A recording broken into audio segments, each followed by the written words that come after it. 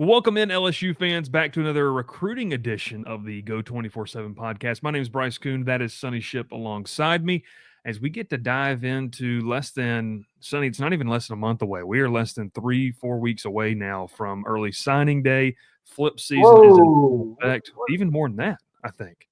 less than 2 weeks, dude. If Yeah, you're covering if you're covering signing day in 3 or 4 weeks, you're gonna be a little behind schedule. I'll be a little behind schedule. Sorry, that's a late night with the baby. I don't even know where we are. I'm just trying to pray we can get to Thanksgiving. No, it's Oh man. no, but in all And just seriousness, for the record, it's 10:22 in the morning, folks. So when you think Bryce is drunk or has one of those California buzzes, just know what time it is. honestly, when you are a little bit of a stay-at-home dad, you might need some of that at some time. So it might not be the worst idea in the world. Um, don't call DFAX, please. No, and in all seriousness, college football season winding down. We're in week 13.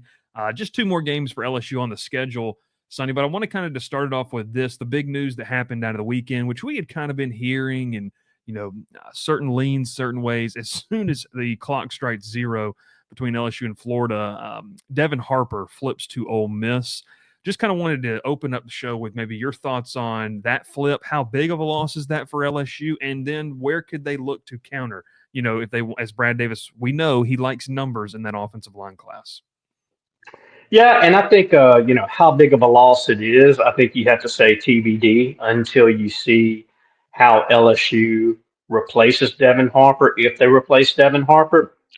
Um, for instance, Solomon Thomas, the 5-star offensive lineman, same position as Devin Harper, been committed to Florida State for a while. We've been talking about it on the board. He's a guy that Brad Davis came in second for. He came in second for when he never decommitted from Florida State, but he kind of reopened his recruitment a little bit. And then at the end of the summer, he, just, I guess you could say, put the rubber stamp that he was sticking with the Knowles. Well, now all of a sudden they lost their OC, they lost their O-line coach. Florida State has much bigger troubles than LSU has right now. Yeah. And so if Brad Davis is able to replace Devin Harper with Solomon Thomas, it's an upgrade. And this is no slight to Devin Harper whatsoever, but I've talked to enough people close to the program, you have as well, and some feel Solomon Thomas is the best offensive lineman in the country. Yeah. And so I've always said if you're going to lose one of the top players inside your state when your state is kind of the nucleus of your recruiting, always where you start and what you lean on, you got to bring in somebody better. Well, when you look at, LSU lost Jabori Antoine, he decommitted over the summer. LSU replaced him with two guys much higher ranked as far as recruiting goes. And I think when you look at Jabori Antoine and Aiden Anding, I think Anding is still underrated. I don't Yeah. think there's a whole big difference right there. And so when you look at it from that standpoint, that's what Brad Davis has to do. He has to replace Devin Harper with someone of equal talent or possibly even better. And if they can get that flip of Solomon Thomas, then I think you look at Devin Harper going to Ole Miss and say, "Good luck. We wish the best for you. We feel like we're in a better situation." Yeah. Um, especially when you've got an in-state kid who has been committed for so long, and I don't think that the lines of communication was completely was completely open. I think it took a little bit for LSU to figure out and to see how big of a threat Ole Miss was for the flip. And Yeah. so you know, from the business standpoint angle, from the business decision, you respect his decision, but then you also have to, you just got to go out and you just got to feel that need. You got to replace him with someone else. And so if Brad Davis is able to do that, I don't think Devin Harper is as big of a loss as he looks on paper right now. Yeah, and to your point about Solomon Thomas, remember talking to him after he took that OV during the summer, kind of around the Bayou Splash event. I don't remember if it was that event or right before. And, he mentioned to me that the conversations and the relationship between, now fired OC and O-line coach Alex Atkins and Brad Davis, there was a mutual respect between both of those guys, and that those were the two top coaches he had interacted with. And he even mentioned, and said, look, Brad Davis said, look, I've got a lot of respect for Alex Atkins. If you're not going to go wrong, if you want to go get developed by that guy. And that spoke volumes, Thomas said. And I think it also kind of made him feel comfortable with Brad Davis. And we talk about this so much, Sonny. You're always posturing yourself to, if you're not going to be first, sometimes being second's not that bad, especially if the portal opens up or if there's a change in your commitment level. So I think Thomas is a guy to watch. I mean, I talked with someone yesterday and they said that it feels like his commitment right now with Florida State is around 50-50. We will see how much they kind of up the ante. Mario Nash, I think, is also a guy that they've kind of looked at. It would be interested to see, what he would look like. He's currently committed. I know this one has nothing to do with, LSU, but another 4-star on that offensive line class, Florida State, and Peyton Joseph. He's a kid out of Georgia. He's starting to explore his options. So like you said, the Seminoles have bigger problems than just Solomon Thomas. They got a lot of things they got to kind of work through with just a nightmare of a season they're kind of going through. Wanted to touch on another guy before we kind of dive more into some of the stuff. Cade Phillips. This is a guy who, his recruiting rankings are continuing to rise. You look at his, you talked about Jabari Antoine, you miss out on that. Well, then you get DJ Pickett and you're able to get, Cade Phillips. Your thoughts on Phillips and maybe a late battle between Texas and LSU if the Longhorns really try to get back in on him? Yeah, and Phillips committed to Texas over the summer. He was on board with them at one point. Mm-hmm. They were recruiting him as a safety, while LSU prioritized him as a cornerback. I'm not quite sure how the conversation or the tune has changed between he and the Longhorns on that front.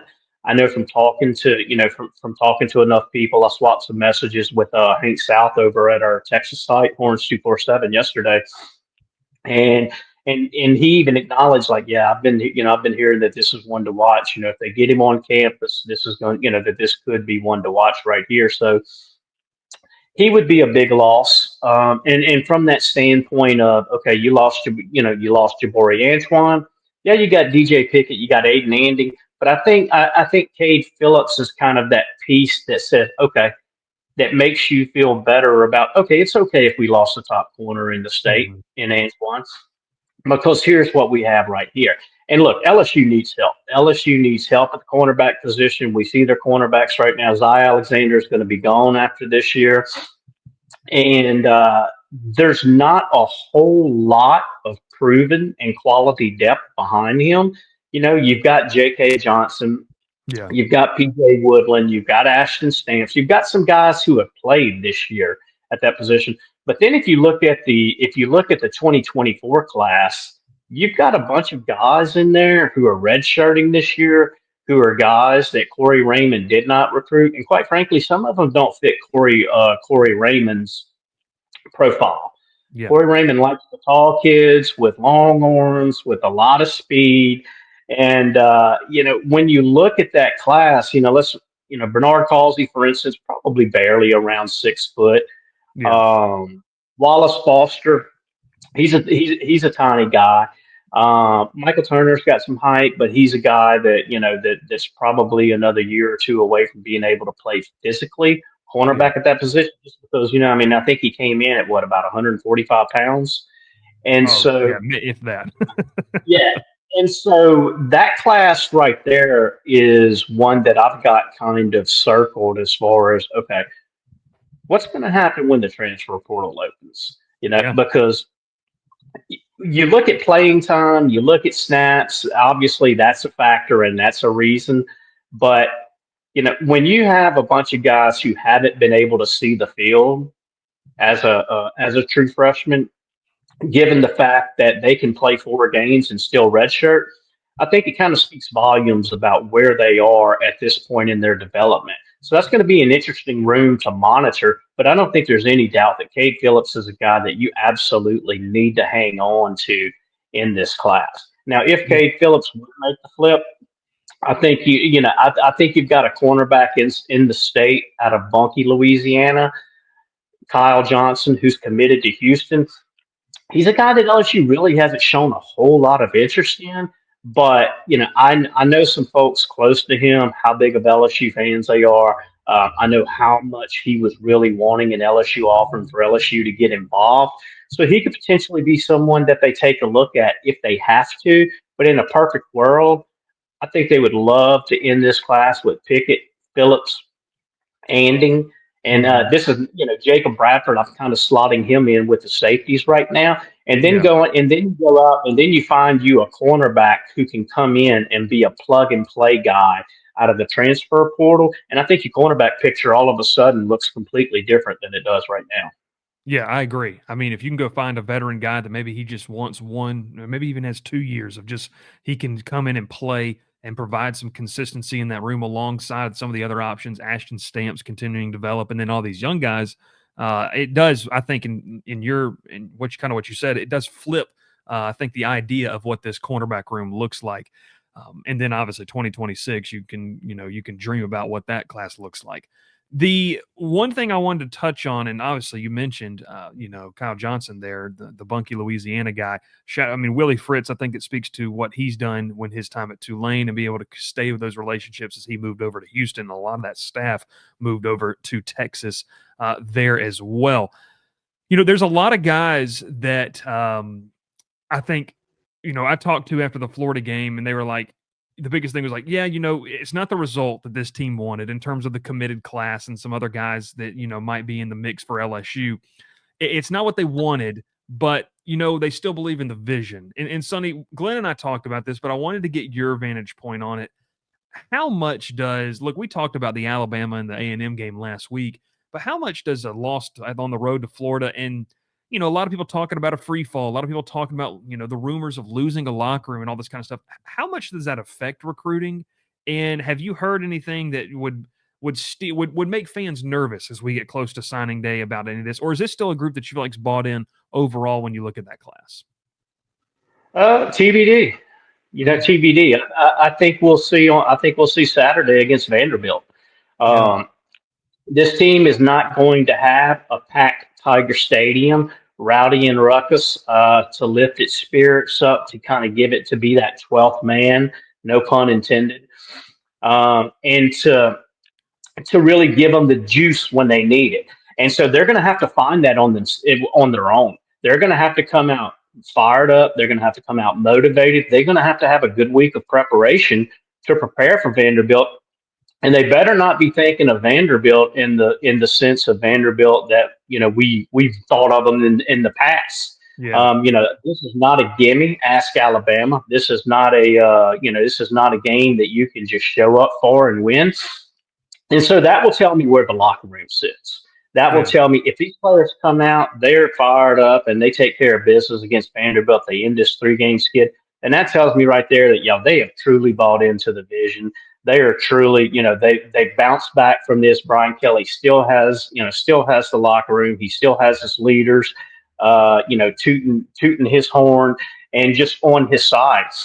Hmm. But as far as how it affects recruiting, I think you look at I'd mentioned after the Texas A&M game, and not really the A&M game, but after the Alabama game, I mentioned that right now what you have to avoid is stacking losses on top of one another. But right now LSU stacked 3 on top of one another, and I think that as a result of what happened at Florida, I don't think that that's going to push someone to flip. Yeah. But I think what it does is it makes them a little more accepting and maybe eager to hear what others have to say, Yeah. to see what other coaches are saying, to see what other NIL opportunities are out there. And so that's what you have to avoid. You have to avoid a loss this weekend, because a win this weekend, I think, can kind of quell some of those concerns. Because then you Mm. look ahead to Oklahoma and you say, okay, if you're looking ahead 8-4, you win a bowl game 9-4. While it's disappointment from what a lot of people expected going into this season, you're only 1 game off of what Brian Kelly won in each of his first 2 years. So Yeah. I think it kind of keeps everyone moving in the right direction on those tracks. You lose this weekend, and I don't think there's any question that you're going to have. You're going to have the one car on the track going north, and the other one's going to be wanting to pull south a little bit, and just you're going to have a lot more problems than you have right now if you don't come out and do what you need to do against Vanderbilt. I know the players had that players only meeting earlier this week. It begs the question of why now and why not Yeah. after Texas A&M when you still had a legitimate playoff chance, or at least after Alabama when you was still in the playoff discussion. Just needed a lot to happen.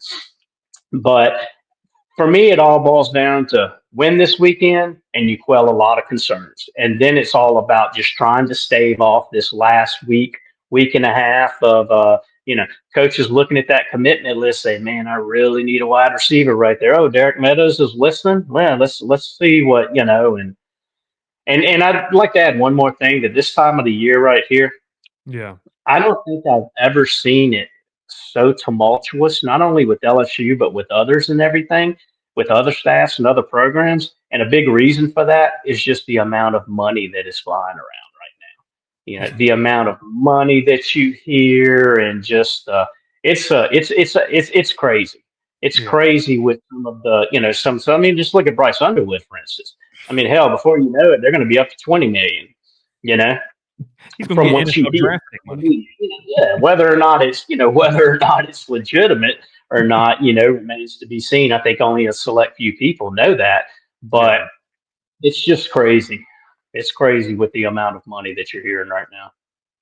Last thing before we wrap this one up, and then we'll come out next week with a more of a Sonny and I'll talk more about portal needs, and it's going to be nuts over the next month or so. But wanted to kind of get your thoughts, and you mentioned this, the overall health of the class heading into signing day. Any specific names that maybe you're looking at as flip candidates? Because, like you said, under 2 weeks away now, so this is crunch time. And Brian Kelly mentioned on Monday when he was asked the question that they have been talking. They've picked up the phone and talked with their commits. And Glenn talked about this and wrote a piece on this, I believe, late last week. The most important thing, you want to win these next 2 games, but you've got to keep this 2025 class intact and keep it near the top of the recruiting rankings. Yeah, but those two go hand in hand. Mm-hmm. Those two go hand in hand. I mean, you can't spend and focus all of your time and energy on recruiting and go out and lay an egg against Vanderbilt and Yeah. expect your unless you're just coming out and saying, okay, here's another couple of $100,000, come play for us. I Yeah. mean, the results on the field, they do matter. They do Yeah. matter to recruits from a standpoint of the big picture. One particular loss may not affect recruiting, but when you start stacking, when you're looking at you lose this weekend, you're 6-5 going into the season finale. That creates a lot of doubts, and that creates, like I said, a lot of openings for other coaches to be able to get in these kids and these parents' ears and just say, look, where's that direction going right now? And Mm-hmm. there's only one way to look at it and to say, well, it's definitely going down. That Yeah. trajectory is going down because the records are something that's going to stick with this team forever. And this is something that anytime you look at it, you read any story previewing a game, you see the record of the teams as one of the first things in there. Yeah. So, but I think that if you really want to, if you really want to kind of quiet some of the concerns out there, then just win Saturday. Win Yeah. Saturday, and then look good doing it.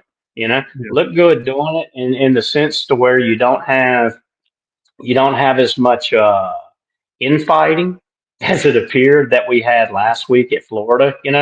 I mean, look, we've talked ad nauseum about the sideline discussions between Brian Kelly, between certain players and stuff. Yeah. And look, if that continues, that look right there is not something parents want to see.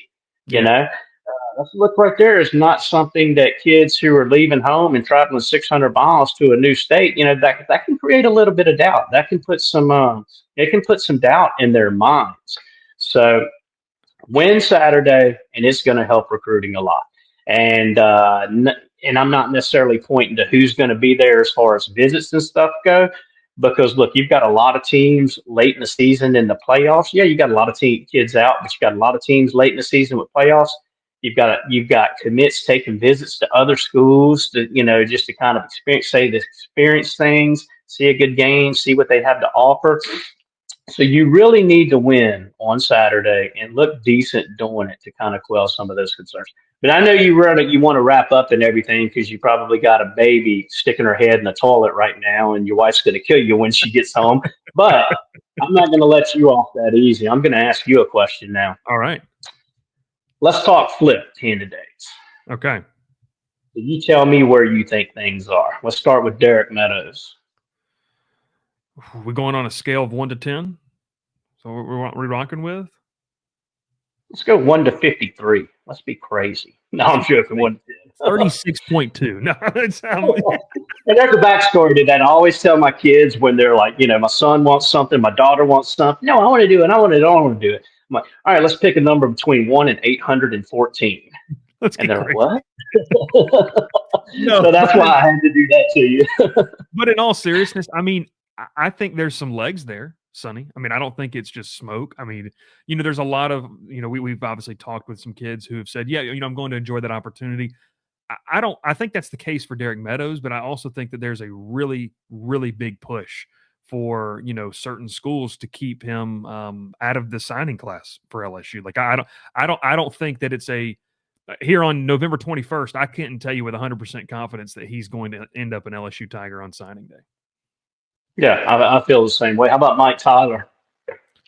When I was over, I think we talked about this last time. When I was over in Columbia, my hotel was actually farther from the stadium than Mike Tyler's high school, and that plays. And look, there's arguably not a hotter team in college football right now than South Carolina and Shane Beamer, and so that's one where I lean. Would not surprise me to see him end up a Gamecock, and that kind of makes things interesting when we talk about position rooms for LSU in terms of I imagine Mason Taylor's going to leave. What do you do from that in terms of you probably need a blocking tight end, and you obviously have got JD LaFleur in the class, but do you go for a portal? Yeah, Tyler to me is probably if you went on a strength meter, that's probably the strongest flip candidate in my opinion. I think so too. I would say that too. If you're looking at one and you say, okay, who is most likely to flip? I would put Mike Tyler in there. And Derek Meadows probably wouldn't be too far behind. Yeah, And the reason for me is that I think that Notre Dame prioritizes him as a bigger need than LSU does. And this is not to say that LSU doesn't want Derek Meadows, that LSU doesn't really like Derek Meadows, yeah, but it's more to say that I think Notre Dame needs him a lot more because we've seen the receivers in Louisiana, how they just come up and how they pop up. Kenny Darby, for instance, 2026 commitment. yeah, He came out of nowhere. With this season, and had some injuries last year. Came back this season and tore it up. And he's a guy people are like, "Who's this now?" And yeah. so, I think that's a perfect example of just why Notre Dame may prioritize him a little bit more, and he may be a bigger need for them than he is with LSU. Mhm. Let's see who else. Who else? Who else? Well, Cade Phillips. What's he do?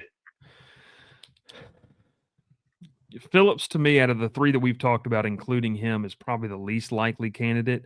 But I'll just tell you this. I mean, I've learned this just in my short time covering LSU. When you're going up against the likes of Texas, you just never know what to expect. And I think that's just the Bring it biggest. on.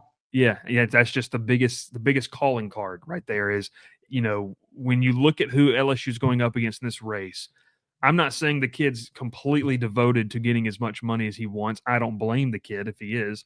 But what I will say, Sonny, is that until he signs on the dotted line, there's some cause for concern with Cade Phillips. That's just my gut feeling because you just never know what you're dealing with Texas, and obviously a school like Texas A&M too. Those are kind of wild cards when you get into one-on-one recruiting wars with them.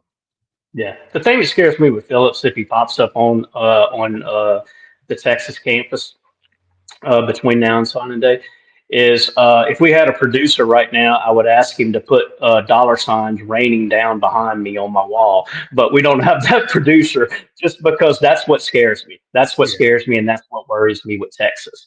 DJ Pickett. I talked with Pickett's brother, Cannon, after the Alabama game for a short time. And, we talked about his recruitment 2026, a guy that Brad Davis really likes.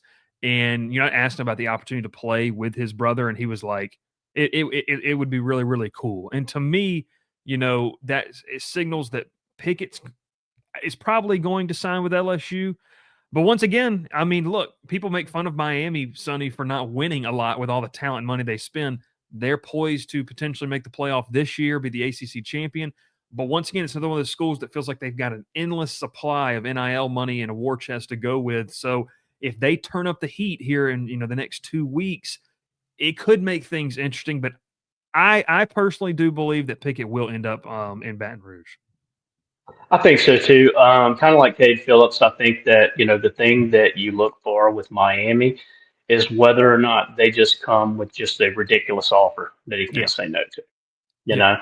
know, um, let's see who else. What you think about CJ Jim Coyley?